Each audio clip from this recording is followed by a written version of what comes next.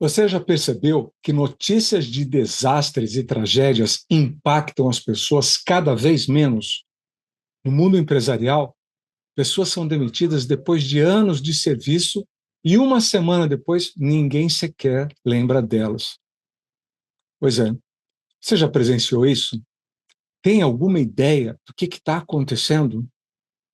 Eu sou Eduardo Hariz e hoje vou falar sobre a brutalidade real que vivemos. Vivemos em uma era de brutalidade real. Na sociedade, em diversos aspectos da nossa vida, que nós assistimos ao nosso redor, seja andando nas ruas ou dentro da casa, através da nossa TV, as notícias que chegam cada vez mais trágicas, com relatos de agressões inimagináveis e de toda ordem.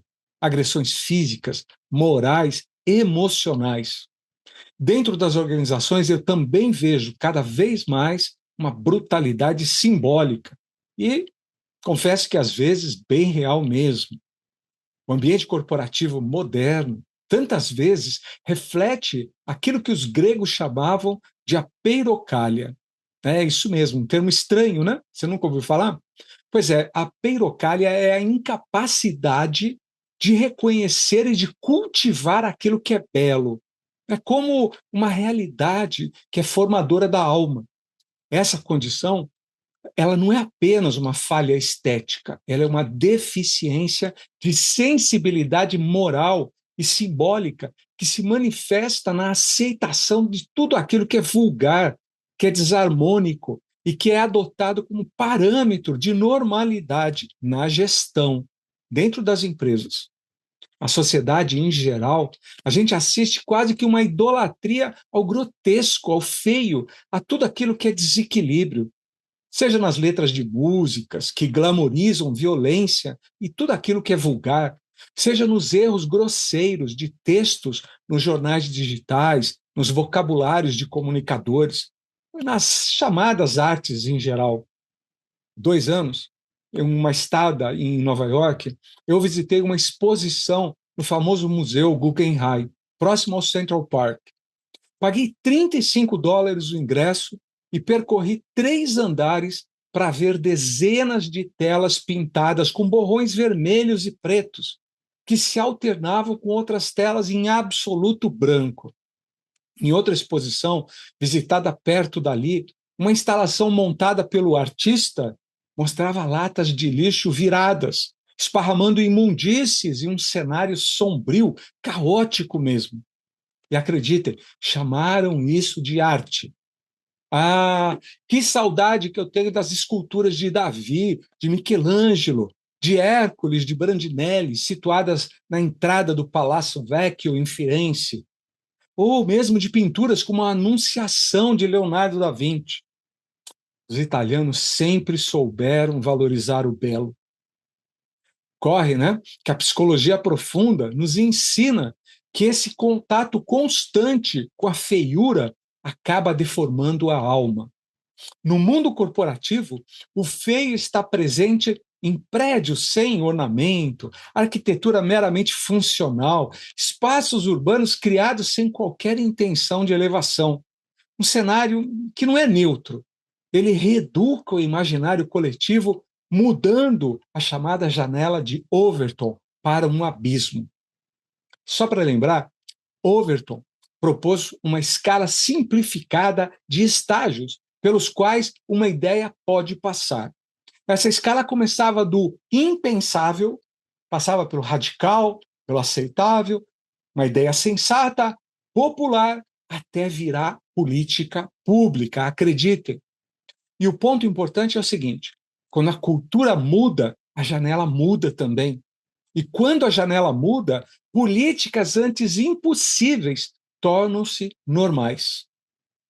Na realidade social, há 50 anos atrás, se um homem fosse pego portando cocaína, isso era manchete de jornal, motivo de escândalo e vexame e vergonha para os envolvidos.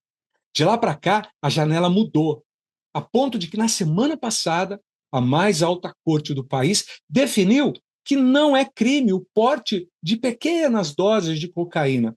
só que não define o que é uma pequena dose. Ou seja, o que era grotesco, impensável, se normalizou. Essa é a janela de Overton em sua mais forte realidade. A questão, então, é: esse deslocamento ocorreu em benefício de quem? Não é mesmo? Janela de Overton não é apenas política, ela funciona também nas organizações. Cultura de gritos em reuniões que acaba virando estilo firme, metas que são abusivas, que acabam se tornando alto desempenho, a falta de ética nos relacionamentos, virando a agressividade comercial, o excesso de trabalho, chamado como engajamento. A janela do aceitável se desloca internamente.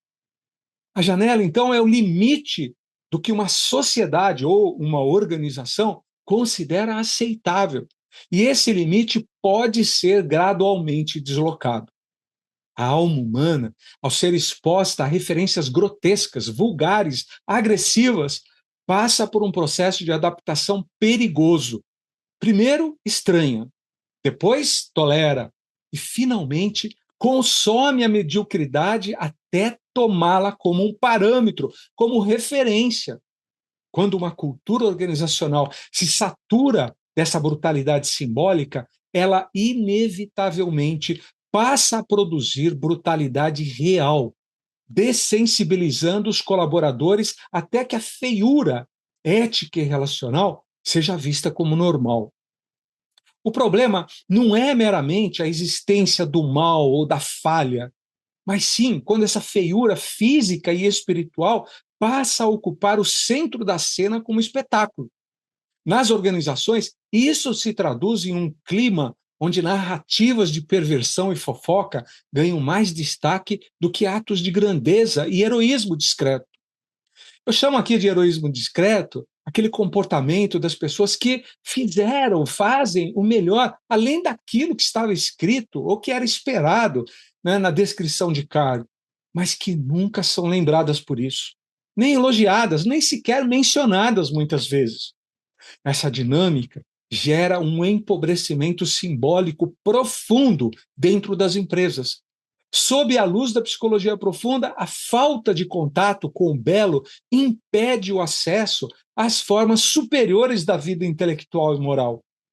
E o resultado disso é uma deficiência na sensibilidade moral. As pessoas perdem o gosto pela virtude e pela harmonia, tornam-se inexperientes e incapazes de sustentar relacionamentos maduros, relacionamentos saudáveis.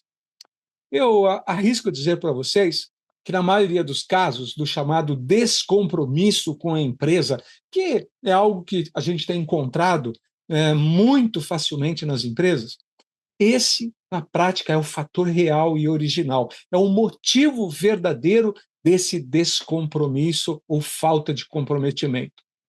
Mas as empresas, na figura dos gestores, insistem a dizer, né, que a perda de um profissional para o mercado tem como responsável o benefício, o salário, algum privilégio a mais que a empresa não conseguiu oferecer.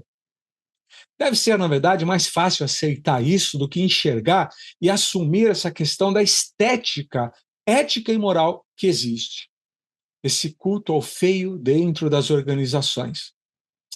A tese central de autores como José Munir Nasser é que a beleza ordena a alma, enquanto a feiura constante a desarmoniza.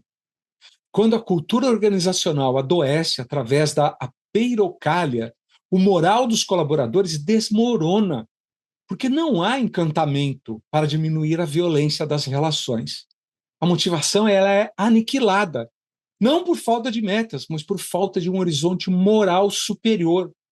Se o ambiente celebra a degradação como se fosse autenticidade, o colaborador de alto desempenho e motivado sente o peso dessa deformação e se retira. Deixa o espaço para aquele que já perdeu o tato simbólico. Na visão de Bloch, o resultado disso é uma estrutura que prioriza o autointeresse e a política, ao invés do serviço ao cliente e ao propósito definido. Onde não há o belo, que é o compromisso com a verdade, sobra o feio, a manipulação para a autopreservação. E o ser humano é esperto, ele se adapta. É um expert em manipular. Adota respostas que agradam os ouvidos que interessam. Os comportamentos de aceitação, mesmo quando odeiam algo, e tantas outras coisas mais, somente pela e para a sobrevivência, a manutenção do emprego, do cargo, dos benefícios. Enquanto isso, aquela pessoa, aquele colaborador que pratica o chamado heroísmo discreto, ou seja, aquele que faz além do que está na descrição de cargo, é ignorado. Enquanto isso, o profissional empreendedor busca excelência e autonomia por um senso de responsabilidade pessoal. No entanto, se o ambiente é saturado de apeirocalha, esse talento se retira. Acredite, a motivação não é dada pelo gestor, mas é liberada quando se remove a feiura da dependência, do controle, do microgerenciamento. Como a minha proposta nesse canal não é de ajudar você a parecer melhor, mas a ajudar você a pensar melhor, eu trago então essas reflexões. A peirocalha prospera em ambientes patriarcais, onde o gestor acredita que deve motivar, infantilizando o adulto para obter resultados. Então, eu digo para você que a função do gerente não é gerir pessoas, mas sim gerir a cultura e as promessas que faz. O gestor deve restaurar a beleza ao substituir contratos de submissão por contratos de parceria. E isso significa que a ordem e a harmonia vêm da responsabilidade mútua, não da imposição de regras estéreis, inúteis e que todos sabem que não levam a nada. Se o feio é a mentira e a desarmonia, o belo é a autenticidade. Dessa forma, o caminho para um ambiente saudável passa por dizer a verdade sobre o que está acontecendo. O gestor deve abandonar o vocabulário de mediocridade e as notícias trágicas internas para praticar verdadeiramente uma comunicação honesta.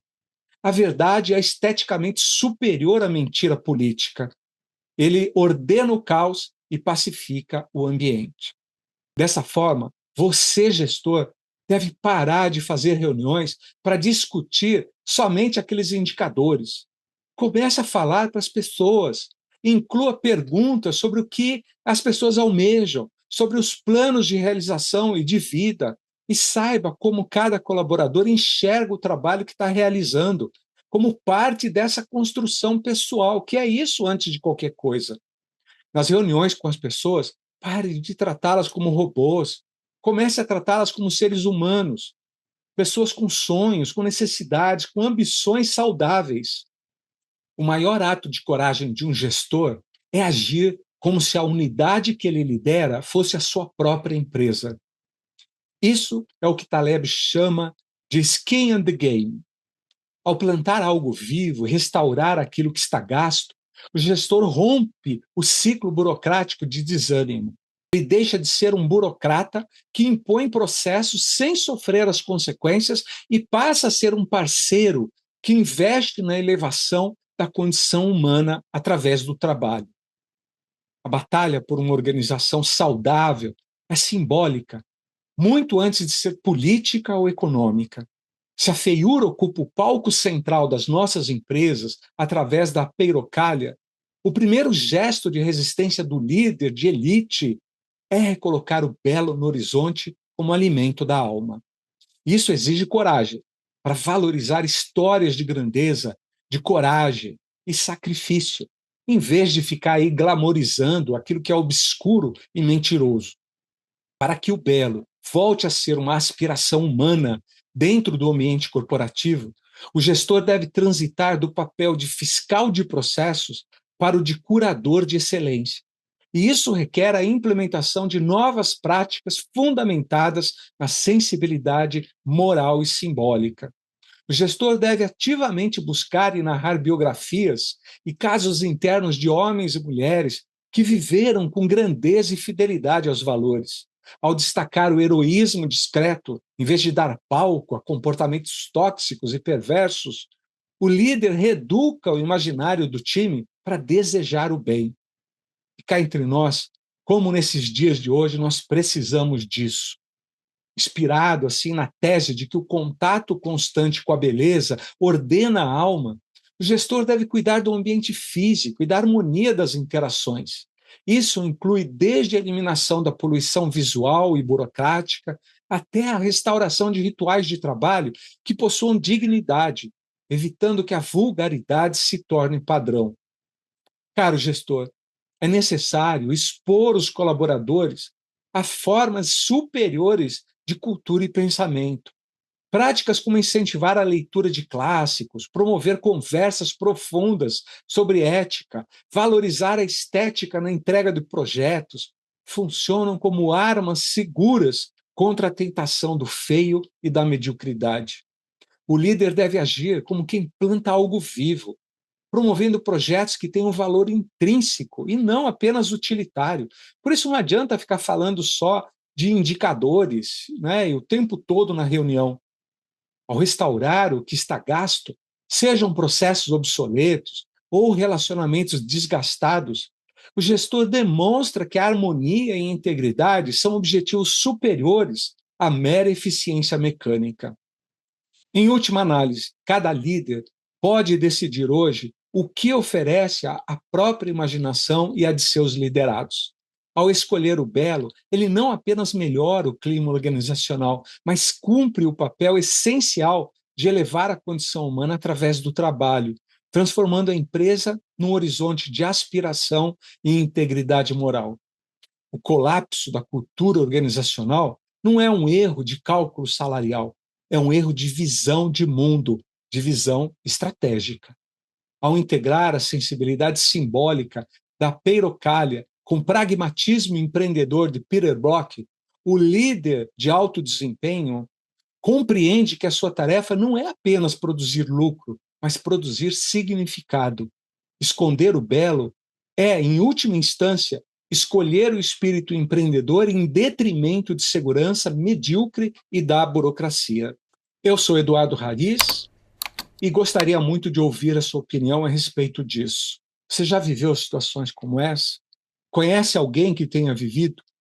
Mande para esse conhecido esse vídeo. Deixa aí embaixo os seus comentários. Me escreve. Eu quero saber o que você pensa sobre isso. Terei muito prazer em responder a você. Até o próximo vídeo.